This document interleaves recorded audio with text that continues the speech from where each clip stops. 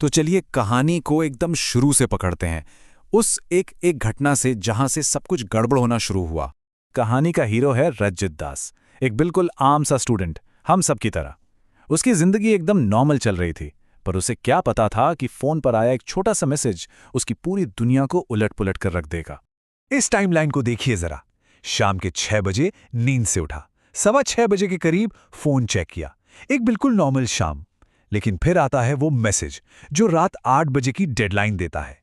यहीं से कहानी हमें धीरे धीरे अपने जाल में खींचना शुरू करती है।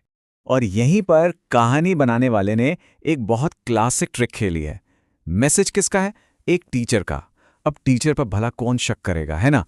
तो रज्जित और उसके दोस्तों को एक पल के लिए भी नहीं लगा कि इसमें कोई खतरा भी हो सकता है। अब कहानी एक ऐसे मोड़ पर आती है जहां स्कूल, वो बिल्डिंग, खुद एक डरावना कैरेक्टर बन जाती है। सोचिए, जो जगह दिन में इतनी जानी पहचानी लगती है, रात के अंधेरे में वही खौफ का दूसरा नाम बन जाती है। और स्कूल पहुंचते ही खतरे की घंटियां बजने लगती हैं। मेन गेट पर घना अंधेरा, कोई दूसरा स्टूडेंट या टीचर नहीं, चारों तरफ एक अजीब सा सन्नाटा, और बस एक कमरे में एक अकेली लाइट जल रही है। मतलब सब कुछ चीख चीख कर कह रहा था कि यहां कुछ बहुत ज्यादा गड़बड़ है। और तभी उनकी मुलाकात होती है स्कूल के गेटमैन धीरज अंकल से। एक जाना पहचाना चेहरा जो कुछ टाइम से गायब थे। उन्हें देखकर लड़कों को लगा, चलो कोई तो है। पर उन्हें क्या पता था कि यही जाना पहचाना चेहरा असल में सबसे बड़ा खतरा है। यही तो जाल था। और बस इसी के साथ जाल पूरी तरह बिछ गया। धीरज अंकल ने उन्हें रात में स्कूल में ही रुकने के लिए कह दिया। अब सोचिए, वो बाहरी दुनिया से पूरी तरह कट चुके हैं, वो बुरी तरह से फंस चुके थे। तो अब कहानी अपने सबसे खौफनाक हिस्से की तरफ बढ़ रही है। वो स्कूल कैंटीन जिसके बंद दरवाजे के पीछे एक भयानक राज छिपा है। चलिए देखते हैं क्या है वो।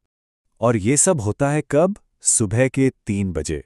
आपको पता ही होगा, इस वक्त को विचिंग आवर या शैतानी पहर भी कहते हैं। ऐसा माना जाता है कि इस वक्त बुरी ताकतें सबसे ज्यादा एक्टिव होती हैं। तो आधी रात, सुनसान कैंटीन, और अंदर एक लाइट जल रही है।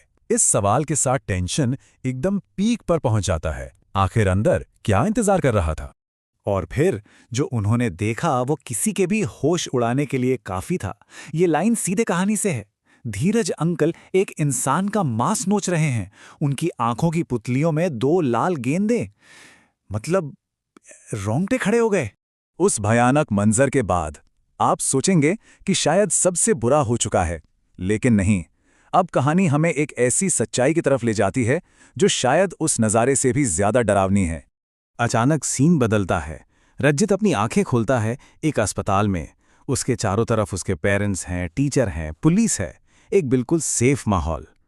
लेकिन ये शांति एक बड़े तूफान से पहले की खामोशी थी। और यहीं पर कहानी का पूरा सच सामने आता है।